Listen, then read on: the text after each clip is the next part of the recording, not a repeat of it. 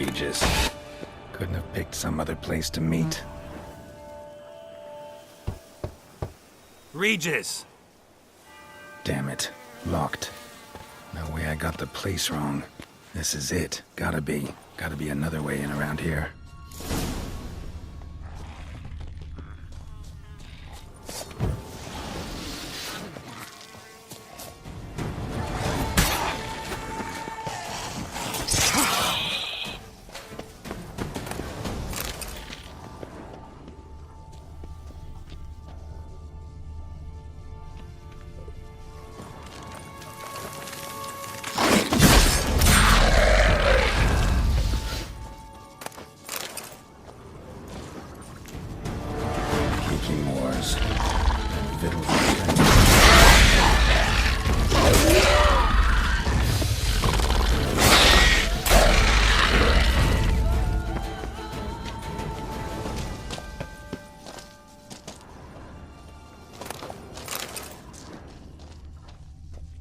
Decaying bones.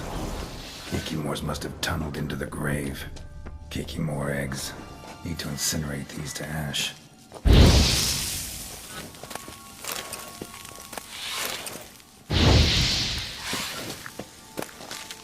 Some stench.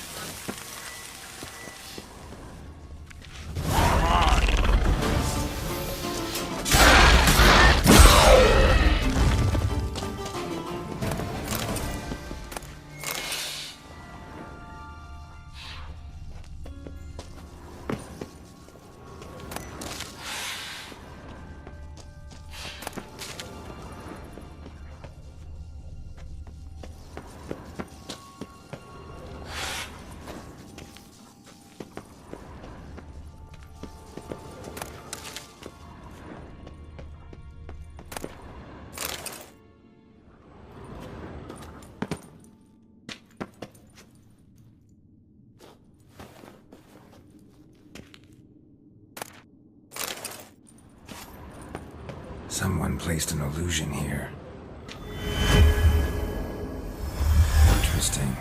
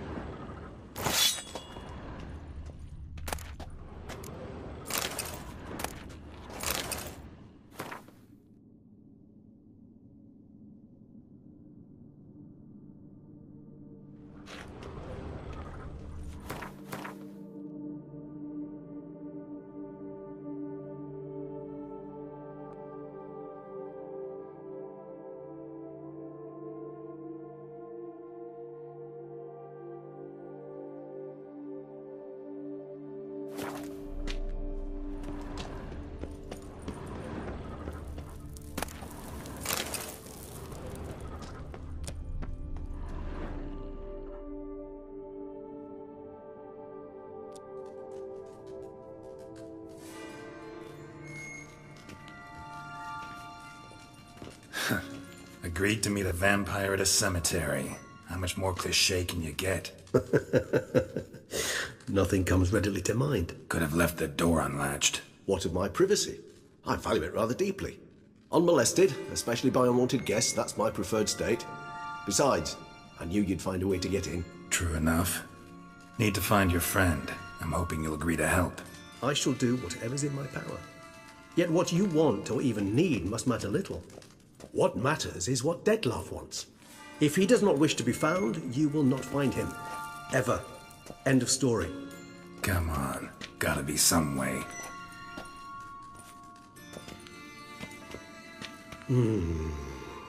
Vampires can evade detection by the senses, and no divination magic works on us. Even the most precise megascope would be useless. And this? Could this help?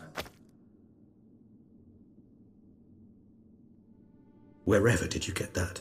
Off one of the beast's victims, found by a bend in the river. Body was chopped in pieces. 3 of those pieces were hands. Hand with the ring seemed the odd one out. Abruxa had taken an interest in it.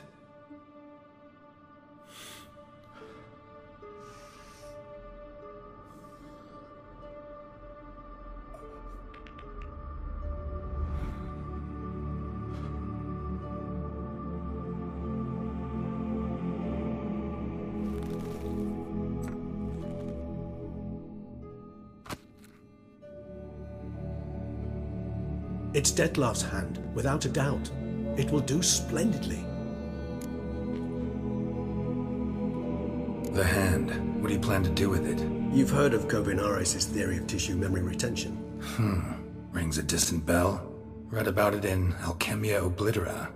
There's a copy at Kaer Morhen, tattered, nearly disintegrated. But if memory serves, Kovinaris never managed to prove it worked. He did prove it, just never managed to publish his findings. He and I corresponded, you see, after we became friends. Thus, I know he completed his research and performed the first tests. It's complicated, so without delving into details, it is possible to use any piece of tissue to reconstruct what a whole body experienced. How's it work?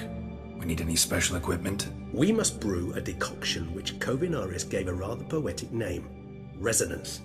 Once imbibed, it sends one into a trance similar to that induced by narcotics. This triggers visions of events linked to strong emotions experienced by the tissue's owner. Picture it as dreaming a fragment of someone's life. Any chance we might see what Dettlaff was doing just before he lost his hand? Indeed. Though I also hope resonance will reveal the location of Dettlaff's hideout. Ring's pretty intriguing. Made of no metal I've ever seen. And the ornamentation. It comes from our home, where we lived before the conjunction of spheres. It's actually mine. I received it from a dear old friend. You might call him a humanist. He saw us vampires as guests here, guests who owe their hosts, meaning you humans and the elder races, respect. Respect? Meaning not to treat us like cattle to be slaughtered for food? Precisely. And the reason why I in turn gave it to Dettlaff. To remind him of the ideals my old friend championed. Can't you just summon Dettlaff? You're both higher vampires, there's gotta be a way. If I'm to be entirely candid, there is indeed one. But believe me, we will be better off never availing ourselves of it. It is a last resort. Absolutely. Last resort? The hell? Why? There is a being who can summon Dettlaff. Possesses the authority, even the power, to force him to appear in a given place. But the very act of contacting this being, well, it's akin to walking a slack line extended over a chasm filled with molten lava. An exercise as perilous to me as it would be to you. A risk I'm unwilling to take. I beg you, let's do it my way. It will be both quicker and easier. Kovinaris spent half his life proving his theory. Wild guess. Making a dose of resonance won't be easy. You guessed correctly. In addition to Dettlaff's tissue, we shall need a powerful occipital lobe stimulant. Effectively a poison, to make one susceptible to visions. Well, got a few ingredients to choose from. Unfortunately, all are pretty rare. There's Mamoon glands, but closest ones I know of are in Vizima. A spotted wight saliva would also serve, but they were cold to extinction over a century ago. Could go with a kobold's eyes, but the creatures are sentient. Rather not gouge one's eyes out. Given that we lack the time to sleuth this out ourselves, permit me to summon some help.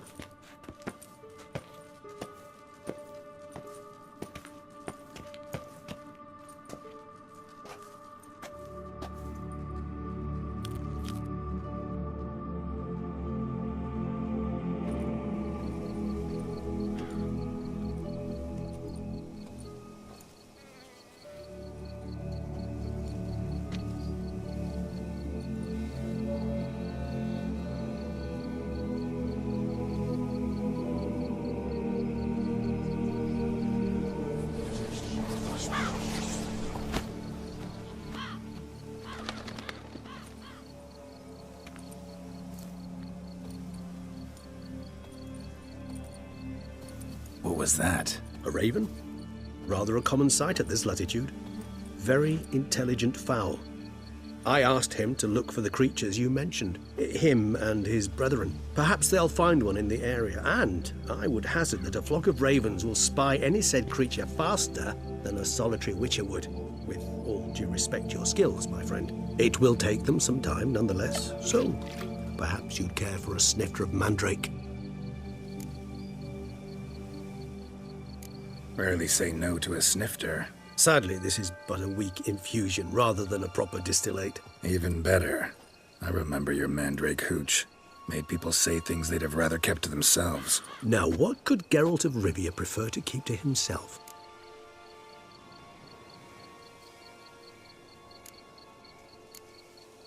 Everyone's got some secret. I agree wholeheartedly.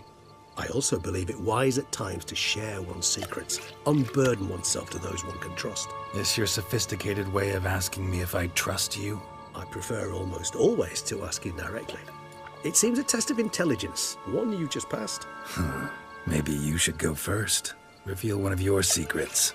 After all, you vampires lead very interesting lives. Anything in particular interest you?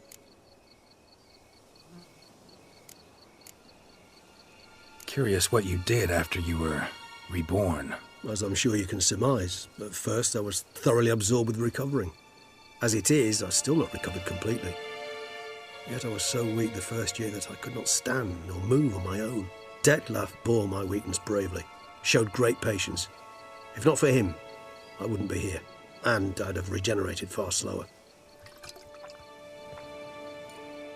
Once I could at last stand unassisted, I set off for Bruges, for my one-time home of Dillingen. There I led the peaceful life of a rural healer and surgeon, enjoying my neighbours' respect and, in fact, constituting the exact opposite of the monstrous vampire the populace imagines. Bruges, you say? Rebirth make you sentimental? Perhaps a dash. But what of you? Where have you been? Ever find your Cyrilla? Back then, yeah. But we parted again soon after. And when the time was ripe, she came back, defeated the Wild Hunt together. Ooh. Seems I certainly missed quite a bit while I was absent. True enough. But it's a conversation we'll have another time. Need to know more about you now. Gotta ask you the big question. One everyone wonders about. What happens after death? You wish me to tell you if the human belief in the gods is well founded? Well, that I do not know. We vampires differ exceedingly from you humans. Our matter, that of which we are composed, can exist without form. We require neither a heart, nor a brain, nor air to breathe. But were you dead? As humans understand death, yes. Feel anything? Understand anything? It's rather hard to explain. I felt something very unsettling. Something I cannot even name, for I did no reasoning. Only after rebirth did I begin to understand that what I had felt was cold and unimaginable fear. If not for Detlef, I might have drowned in an eternity of icy terror. Can't have been alive then. Sheesh, experience like that must be vicious. Indeed, it's hard to compare to anything I know. Yet you are aware we don't see death as you do. The way you cling to life, we find it entirely peculiar. You are mortals, ergo it's a foregone conclusion. You will die. It's but a question of time. Thus, I often find myself wondering why you try so very hard. To die at 20 years, 40, even 100, what's the difference? They're all but the blink of an eye. Depends on your point of view. Man who's got 1,000,000 crowns to spend can't possibly understand one who's only got 20. Very true. One's outlook can indeed change much.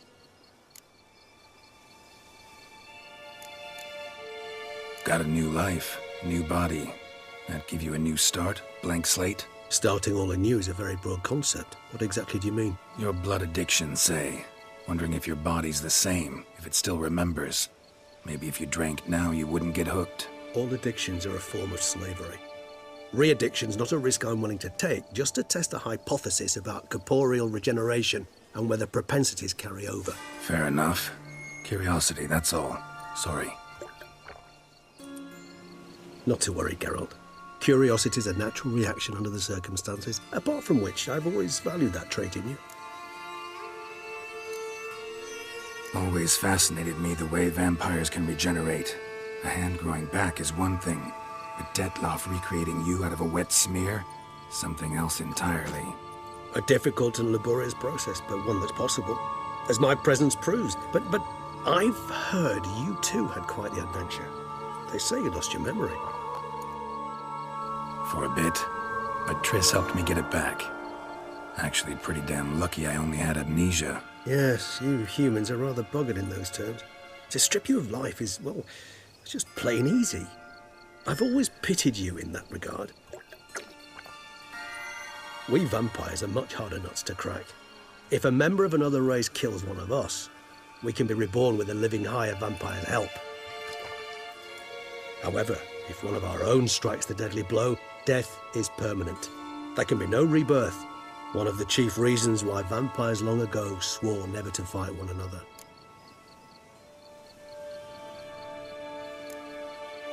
All right, give you one question. What do you want to know? One question to ask one as fascinating as you, Geralt. Cruel parsimony, I'd say, but I shall do my best to make it count. If you were to die and be reborn as I was, in your new life, would you choose to be a witcher? See, Regis. Doubt I'd know how to be anything else. Ever tried? See, you're determined to get an answer, to find out if I like being a witcher. Just refuse to ask directly, as always.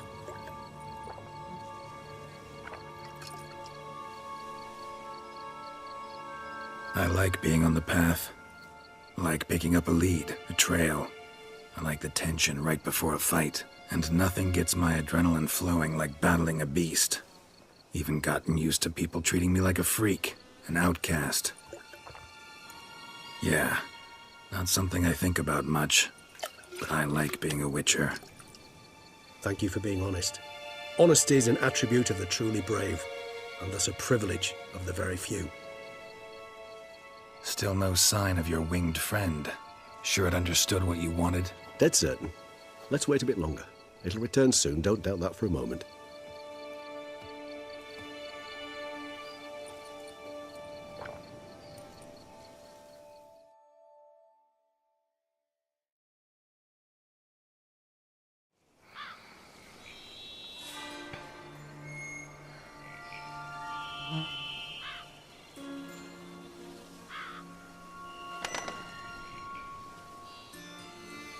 Ever vigilant, even in his sleep.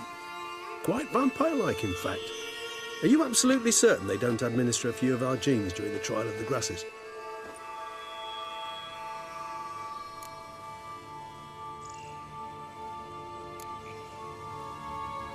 Appreciate the compliment.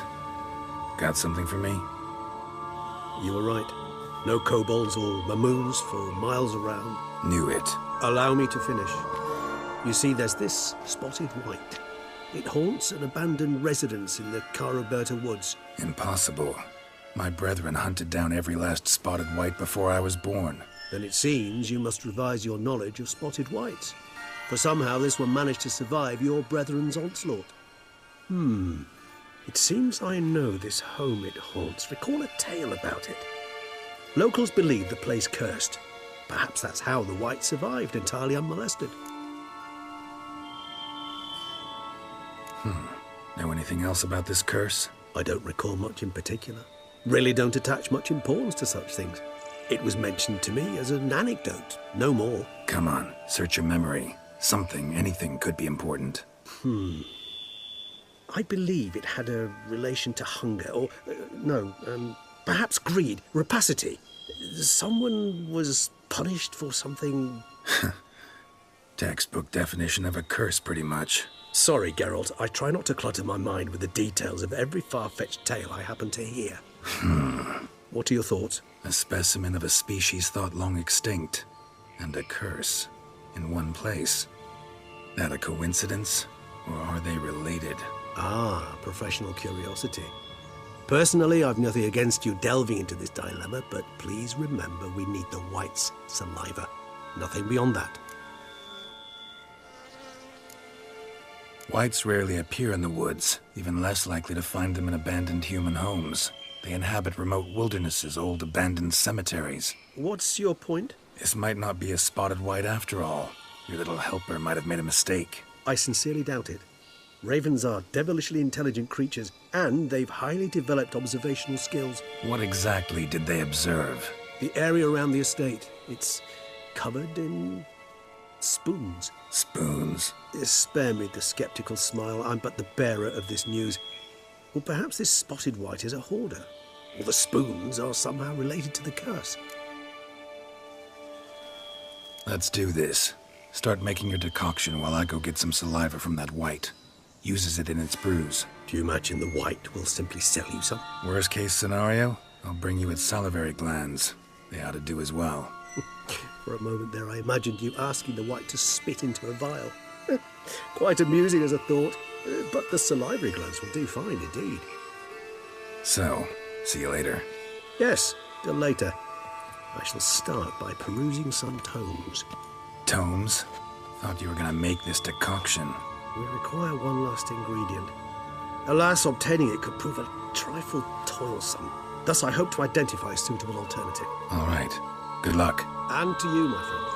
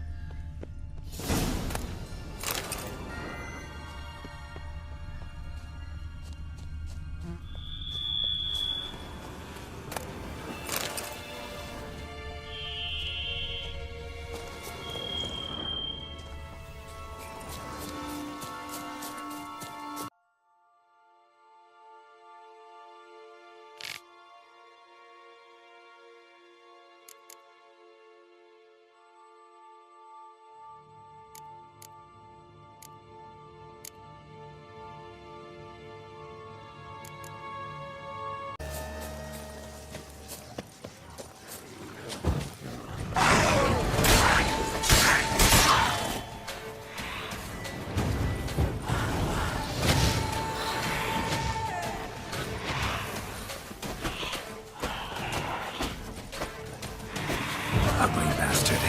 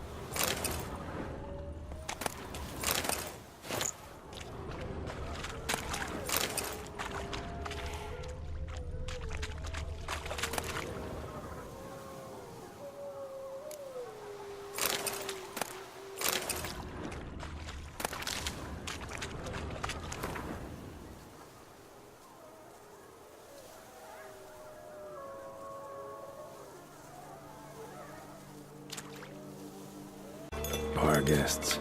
Never a good omen.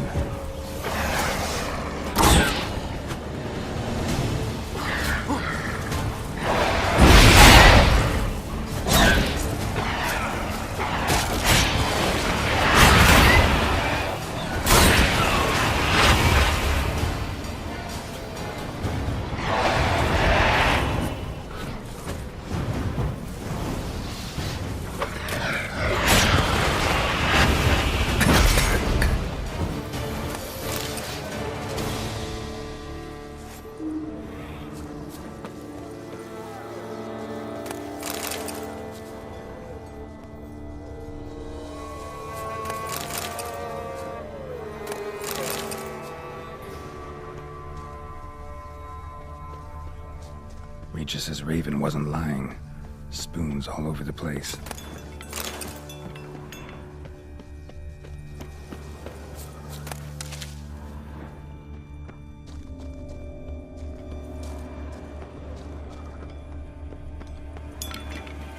Strange. Get a sense that the spoons are beating out some kind of rhythm. A message. Trying to tell me something.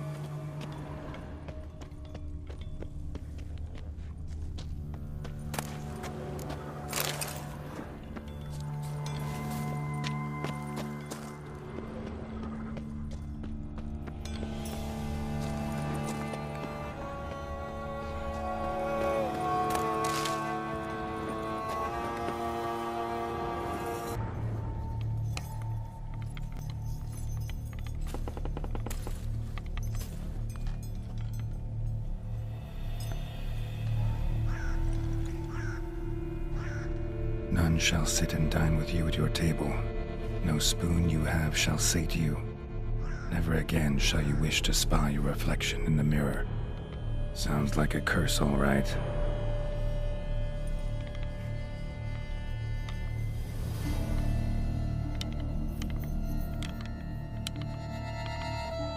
Somebody's clearly obsessed. Regis mentioned the place might be cursed. Can't be a coincidence. Need to look around.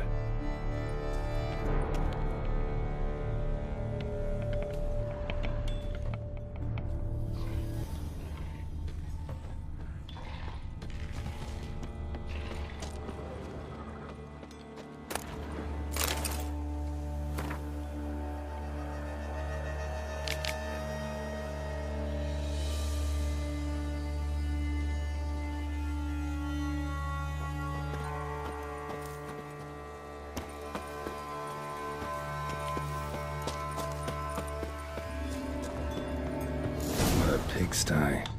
Need to search it thoroughly. Find a way to collect some wight saliva. Wight's obsessed. A real collector. Thoroughbred. Spoon. Pretty ordinary. Maybe a little old. Spoon's incredible. The craftsmanship. Must have graced a rich man's table.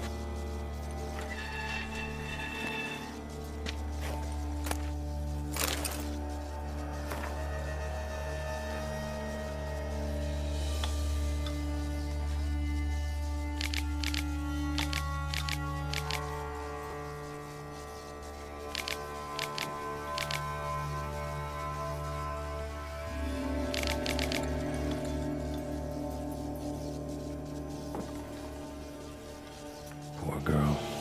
Realized she was changing into a monster. Recorded it in her diary. Poignant.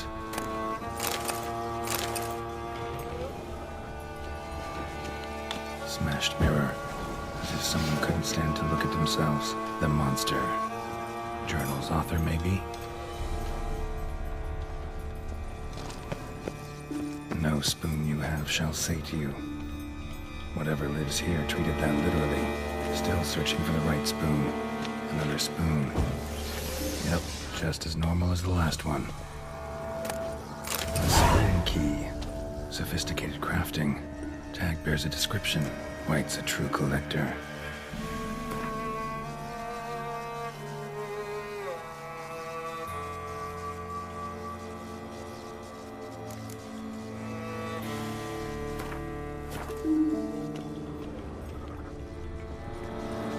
None shall sit and dine with you at your table. No spoon you have shall sate you. Never again shall you wish to spy your reflection in the mirror. Wight's obsessed. A real collector. Thoroughbred. Skeletons. Doubt they came here willingly. This have anything to do with the curse? None shall sit and dine with you at your table. It'd make sense.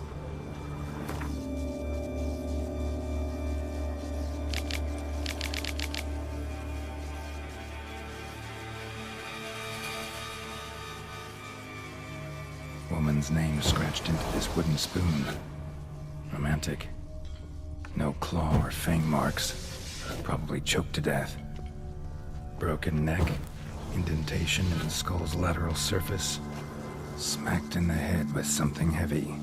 Right off, bit right off. Teeth all knocked out. Somebody tried to force feed him.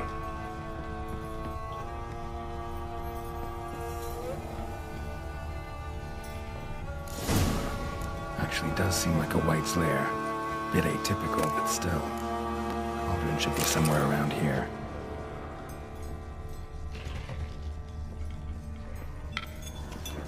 Spoon. Pretty ordinary. Maybe a little old. Cauldron I was looking for. Wight's not particularly tidy. Another spoon. Yep, just as normal as the last one. Table set. Wight who lives here is getting ready for some sort of feast. Wight that lives here, definitely afflicted by a curse, and it's been trying desperately to lift it. Wight's obsessed, a real collector, thoroughbred.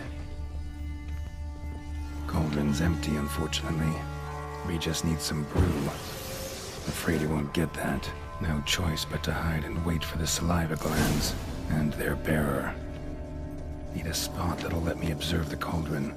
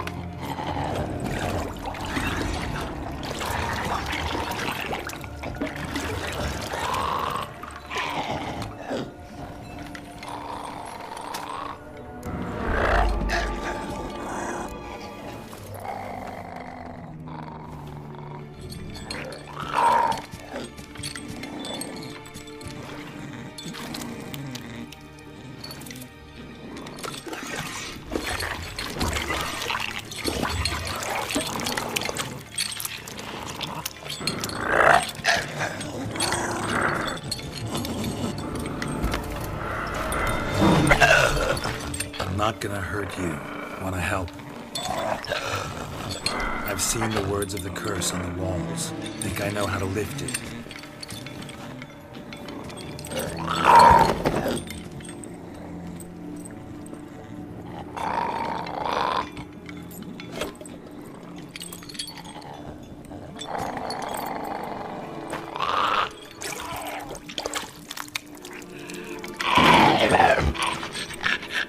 Tried to bring folk here, convince them to sit at the table with you, right? Well, I'm gonna be your guest now. Your willing guest.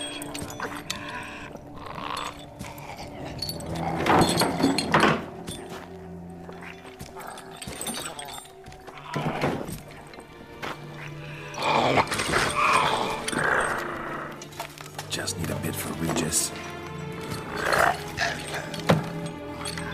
And now we'll tend to you.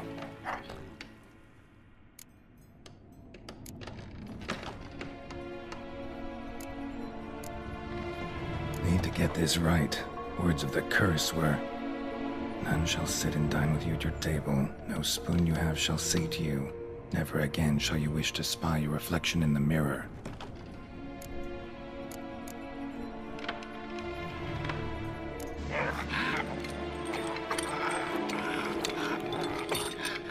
We can't use spoons. No, that won't work. You've been looking for a spoon that would feed you, but there's no such spoon.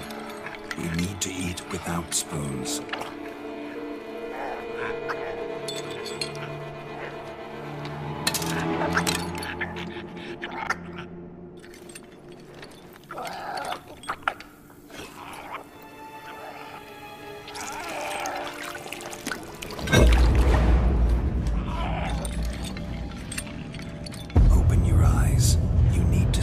Likeness.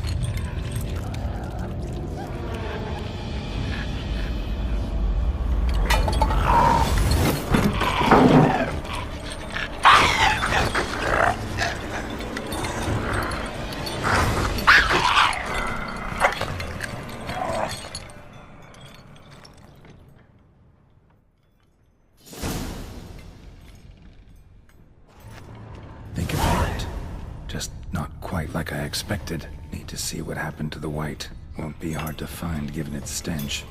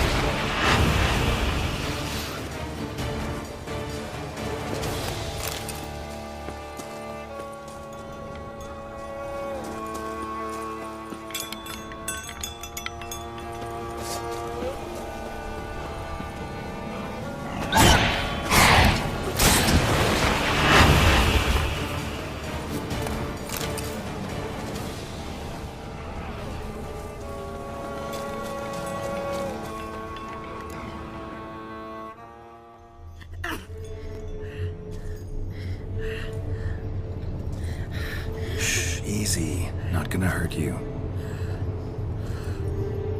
Eat. I must eat.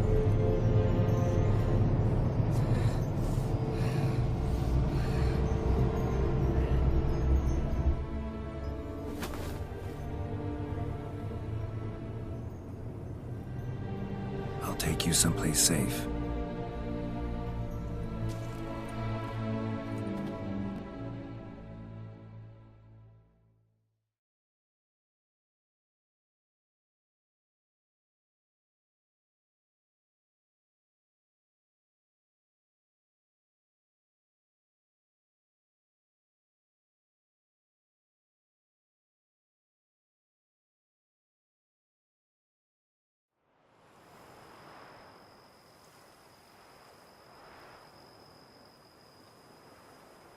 So I took her by the hand and led her here.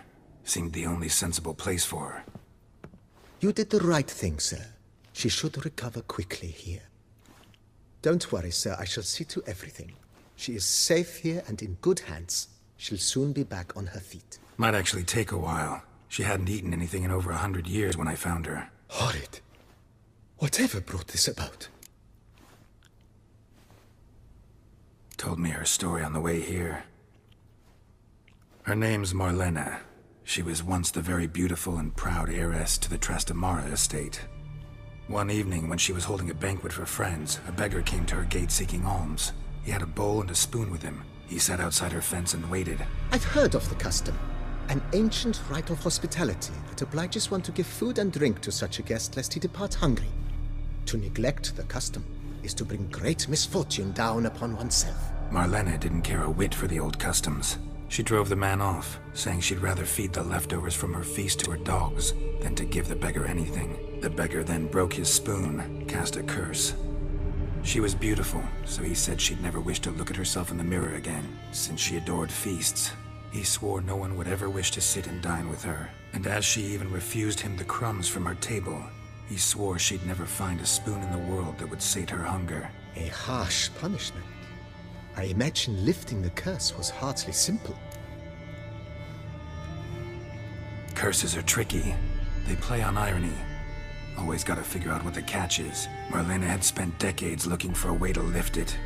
Transformed into a wight, she stole spoons and lured folk into her home, trying each time to get them to dine with her. Didn't work. So what did? Someone had to sit down and share a meal with her, of their own free will. They had to eat without using spoons, and make her look at her reflection. That's it? That was all it required? Simplest solutions are sometimes the last that come to mind. Besides, when you're a wight, it's pretty damn hard to find willing human company for a feast. I imagine so. But, most importantly, it is now over. Please, don't worry. She will be in good hands here.